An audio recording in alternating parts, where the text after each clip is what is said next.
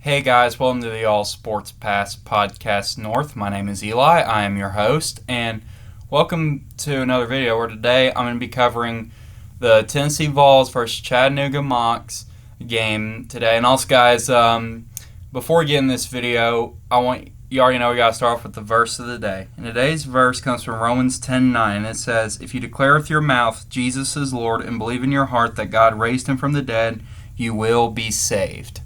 And also, guys, I just want to point this out that for the Vols videos, these types of videos will alternate between both channels. I cover the odd number games, so for example, I cover games 1, 3, 5, 7, 9, and 11, and the West channel covers the even number games.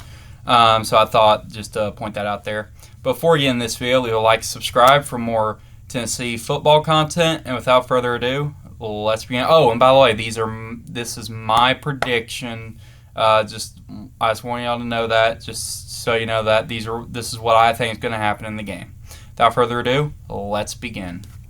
So for Tennessee, they're coming off a 9-4 season, of course, following as well as capping off a 35-0 Citrus Bowl over the Iowa Hawkeyes. And for Tennessee, it's going to be interesting to see what they can do. Now, they have some good weapons, of course. Nico Iamaleava, I don't know how to say his last name. And in the Citrus Bowl against Iowa, he earned MVP honors after completing 12 and 19 passes, which is 63.2% of a completion percentage for 151 yards and one touchdown to go, 15 carries for 27 yards and 3 rushing touchdowns.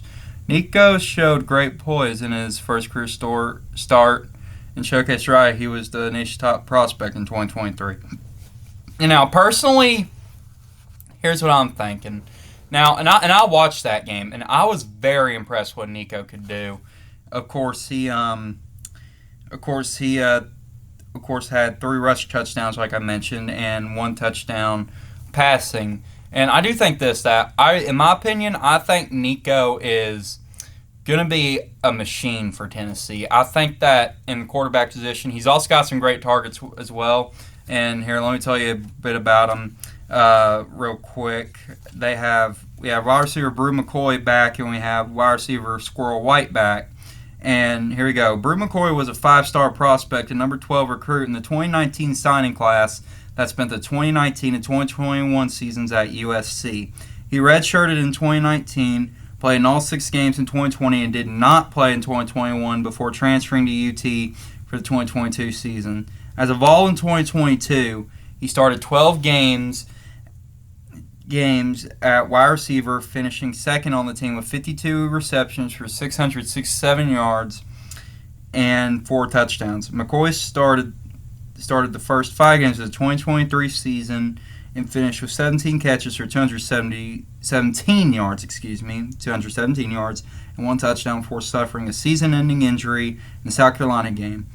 Brew is very powerful and tough to tackle. And then for Squirrel White, he joined the Vols in 2022 as a 4-star prospect. As a Vol freshman, he played in 12 games as a slot receiver, finishing with 30 receptions for 481 yards and 2 touchdowns. And he logged a season-high 9 receptions for 108 yards versus Clemson as a starter in the Orange Bowl. Last season, Squirrel started all 13 games, leading the Vols with 67 catches for 803 yards and 2 touchdowns. He exceeded the century mark 3 times in 2023, 104 yards versus South Carolina, 111 yards and 1 touchdown in Alabama, and 10 receptions for 110 yards versus Vanderbilt. And White also added a career-long 83-yard touchdown reception versus Connecticut, which is UConn for those who don't know. And then, of course, you also have Dylan Sampson as well, running back. And Dylan is coming into this game. Dylan is fast and an explosive running back that was ranked the nation's number 8 all-purpose running back by rivals when he joined the Vols in 2022.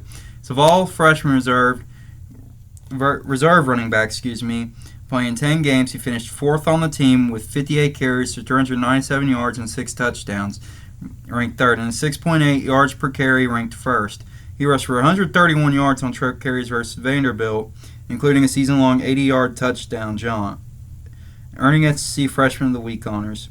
Last season, Sampson played in 12 games and had 106 carries for 604 yards, second on the team, and 7 rushing touchdowns, ranked tied for first with quarterback Joe Milton, who, of course, actually made an NFL roster.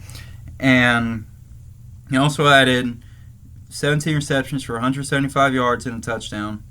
And Dillon started the season strong with 3 rushing touchdowns and 1 receiving touchdown in a win over Virginia, and finished strong in the Citrus Bowl win over Iowa with 133 yards as starting tailback. So I think Dillon's going to be an offensive threat as well for the running back side of things. But hey, let me tell you something. This is also kind of a new look kind of Vols for this offense. Of course, there's a lot of guys who you don't have anymore, and I'm going to mention just a few of them. You don't have, Jalen Wright anymore, and of course, when I say a few of them, sorry, I was talking about running backs, sorry. You don't have Jalen Wright anymore, and Wright was good. He really was. And, of course, the fact, that there's also the fact that, Tennessee, I think, is going to have a great season. And, yeah. But we also have some offensive lines that I want to see here. You have Cooper Mays, who's a Knoxville native that played at Catholic High School. He was a 4-star recruit, ranked the number 4 center in the nation by Rivals when he joined the Vols in 2020. Mays is a 4-year letter winner that has played over 2,000 snaps for the Vols in 40 games with 32 starts at center, and he's been instrumental in the success of the offense. In 2022, with Cooper handling snaps in all 13 games, UT's offense was ranked number 1 in the nation. In his 20th collegiate start, the Vols made history with a program record 724 yards versus Missouri. Mays returns 2024 for his 5th season wearing the orange and white. And he's also an All-SEC All-American. And so, yeah. Now, for Tennessee, of course, I think that their line is going to be good as well. Now, do I think that do I think that their line is going to be good? Yes, I think so. And yeah. I also forgot to mention for Tennessee, they also have Chris Brazzell from Tulane. They got Lance Hurd from LSU as well. And yeah, and you also have some players who transferred out. Some of the most notable, which I'm going to say, Danico Slaughter transferred to Arkansas, and you also have Elijah Herring transferred to Memphis. Tyler Barron transferred to Louisville. And, yeah. And so, of course, I do think that for Tennessee, it's going to be interesting what they can do. And there's also a couple more defensive players I want to talk, and then then I'll talk a bit more about Chattanooga here. First off, we're going to talk about Big Omari Thomas, who's an All-SEC player who was a 4-star recruit and the number 2 prospect from Tennessee, and was the number 10 defensive tackle in the nation when he signed with the Vols in 2020. He's played in 48 games with 30 starts at defensive tackle, and he has become more productive each season. For his career, Omari has racked up 92 tackles, 48 solo, with 11 tackles for a loss of 47 yards, 4 sacks for minus 23 yards, and 1 forced fumble, 1 fumble recovery, and a team high 9 pass deflections among the line of scrimmage. While playing in 12 games last season, Thomas made 35 tackles, 19 solo, ranked 8th on the team. And he also had 4.5 tackles for losses and 3 quarterback hurries, a sack versus South Carolina, and a pass deflection, plus a blocked extra point versus Florida. And Thomas will provide valuable leadership along the defensive line in 2024. And the last one I want to talk to is James Pierce Jr. He's a junior on the defensive line. He's an All-SEC All-American, and he had a breakout season in 2023, earning 2023 All-SEC first team by both the AP and coaches. Pierce played in all 13 games with 3 starts: Missouri, Vanderbilt, Iowa, at the LEO position, and finished the season 11th on the team with 28 tackles, 18 solo, but over half of his total tackles were 14.5 tackles for loss, which is 3rd in the SEC. James led the SEC in He led the SEC. I'm sorry, he led all SEC defensive linemen with 10.0 sacks for minus 59 yards, and he added a team-high 16 quarterback hurries, 2 forced fumbles, 1 pass breakup, and an interception he returned for a 52-yard touchdown versus Iowa. He earned SEC Defensive Lineman of the Week honors twice last season, and sorry guys, following the games at home against South Carolina and Texas A&M, according to PFF College, James was the SEC's highest graded defensive end last season at 86.7, which ranked 12th in the FBS. As a freshman 2022, Pierce logged 2 sacks, which deserved 13 games. And also, guys, I'm sorry, but I completely forgot a player. Hold on, got to find him here. I'm using this little brochure that I have, and I'm pretty sure this is only local, and so yeah. If y'all are wondering, this is the brochure that I'm using right here, and I don't know if you can see it well, but it's pretty much just a kickoff issue, pretty much, so it's really just a local thing, but yeah. And last one I want to talk about is Keenan Pili. Piley, I don't know how to say his last name. He's a senior linebacker, and he was rated the number 5 recruit and number 1 outside linebacker from Utah by Rivals when he signed with BYU in 2016 as a Semper Fi All-American. He redshirted in 2016, spent 2017 through 2019 on a mission trip before returning to BYU in 2019. From 2019 to 2022, Piley played in 36 games with 24 starts at linebacker for the Cougars, compiling 190 tackles, 95 solo. In 2022, as a redshirt senior and team captain, he started all 12 games at middle linebacker, finishing second on the team in tackles with 62, 29 solo.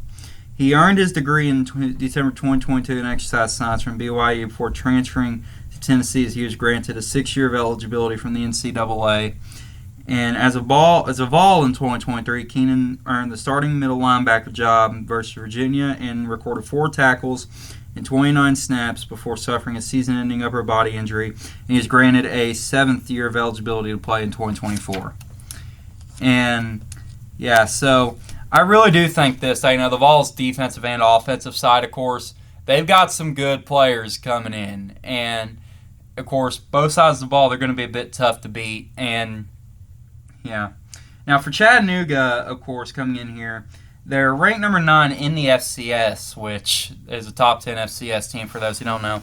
For those who don't know, the FCS and the FBS are 2 different brands of football. And normally we don't see FCS upsets happen, but hey, back when Appalachian State was an FCS team back in 2007, they upset number 5 Michigan, and because of that loss, Michigan dropped out of the rankings the next week. Excuse me. And now for Chattanooga, they're coming off an 8-5 season, went 6-2 in conference, and they lost to Furman 26-7 in the second round of the FCS playoffs. But they have 14 stars returning, 6 offense and 7 defense, and 1 specialist. Quarterback Chase Artopois, I don't know how to say his name. Center Reed Williams, wide receiver Javen Waitley, wide receiver Sam Phillips, defensive tackle Marlon Taylor, linebacker Alex Mitchell, and safety Jordan Walker. And now I do think this, now with them being ranked at number 9, I will say this, that for this game, I do think this, that they're going to give it all they got, and of course, of the fact that, I just think this, that for Chattanooga, of course, this is their first of 2 FBS games, which is back-to-back for them this season. After this game, they're going to go up to Georgia State and play them, and I really also think that for Chattanooga, this game here is of course, I think it's going to be a loss for Chattanooga, but I will say this, that Chattanooga, they're going to come into this game, give it all they got, but however, I just think this, that if an upset's going to happen, I think it's going to happen, like they're going to have to play every snap perfectly, in my opinion, and I just think that, Tennessee having that veteran offensive and defensive line, and also the fact that they have so many good starters on defense and offense, it's going to be tough to beat. So I'm going to think that, for Tennessee, I just think that Tennessee's going to come in here and win this one. However, I just think that, you know, if that for this game, it's going to be interesting to see what Tennessee can do on the offensive side and the defensive side, of course, before they head into NC State for the Duke's Mayo Classic Bowl, which is a neutral game. It's at Bank of America Stadium in Charlotte. And also, speaking of NC State, they're actually playing right now at the time of this recording. Let me see. Let me see their score real quick. And last I checked, they were tied, and they still are. They're tied with Western Carolina University. So hey, now this is before we get into halftime, but who knows? We could see an FCS upset. But however, I just think that for Tennessee, how you play this game in this here, I just think that heading down here, we do think that, of course. Oh, and also for the Mocs, they also